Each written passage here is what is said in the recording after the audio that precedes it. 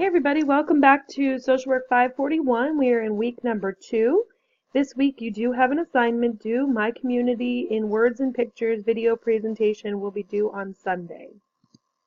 This week I'd like to go over a few key concepts from the readings from this past week and highlight a few important things from this week's readings that I really want to make sure that you capture. The first concept I'd like to touch on is the definition of social justice.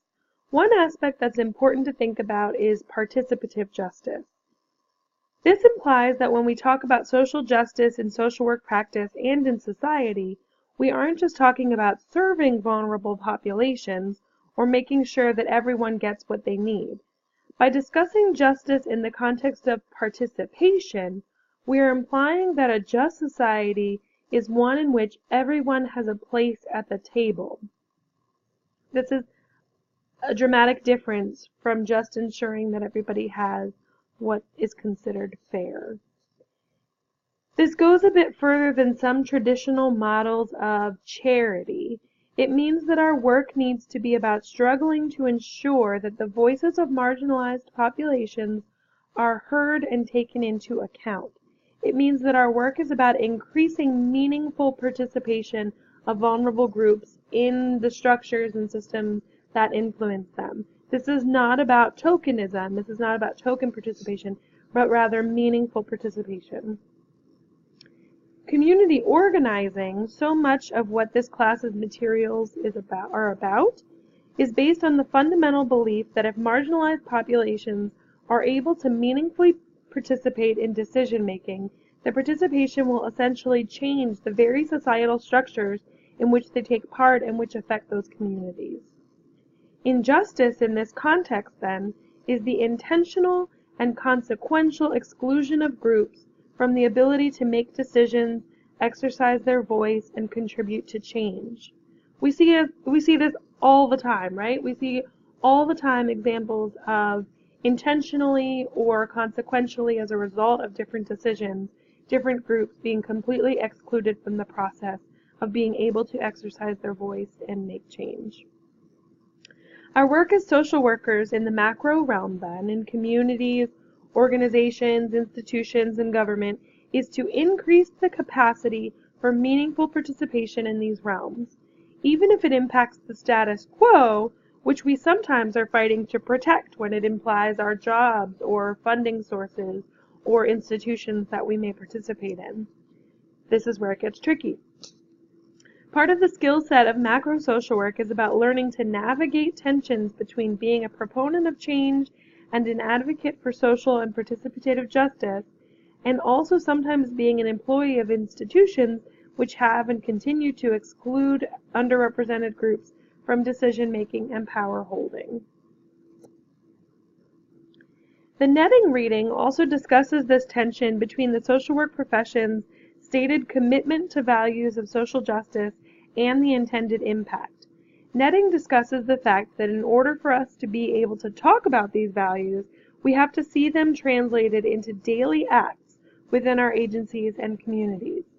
Netting also highlights the importance of remembering that change and power can be used destructively. It's important to consider all potential consequences and unintended consequences to our change efforts in community settings, and to think about who is impacted, who decides, who holds the power, who is excluded, and what those unintended consequences might be. Many of your readings in this class focus on community organizing principles and practices.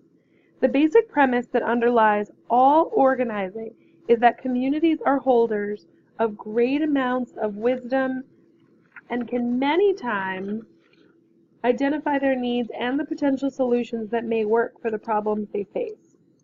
By employing strategies that aim to bring people together with common interests, help them process their needs and potential solutions, and then work with them to create change, macro social workers can engage in community work that achieves multiple goals at the same time. Community practitioners have to balance a lot of different priorities. They have to focus on the outcome of the change effort, but they also have to work on the process of the work itself in order to be effective in any community setting. This work involves a lot of attention to relationships with the community and among the community members, between the community and power holders, between different stakeholders in the community. And practitioners need to be skilled at navigating and supporting these many different types of relationships and becoming self-aware of their own role in the change and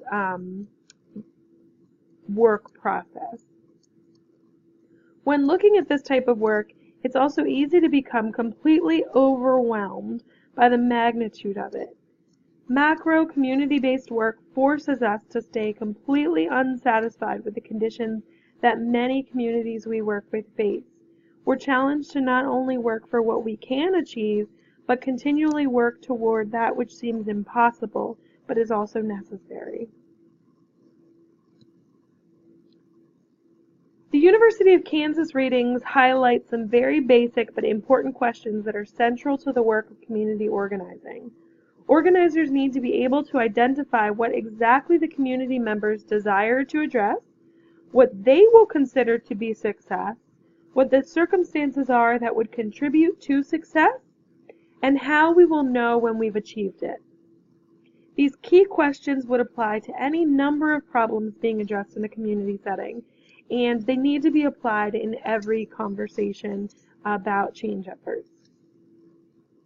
The Millington reading is brief and provides a great overview of the different types of communities that exist: interest, action, place, practice, and circumstance.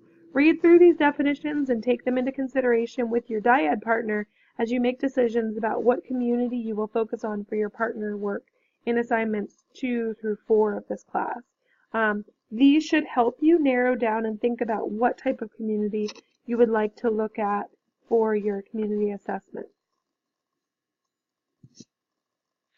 So as you move forward from these foundational concepts, this coming week's readings will continue to encourage you to think more deeply about how communities are made up and how they identify themselves and how they identify what problems exist and what problems need to be addressed.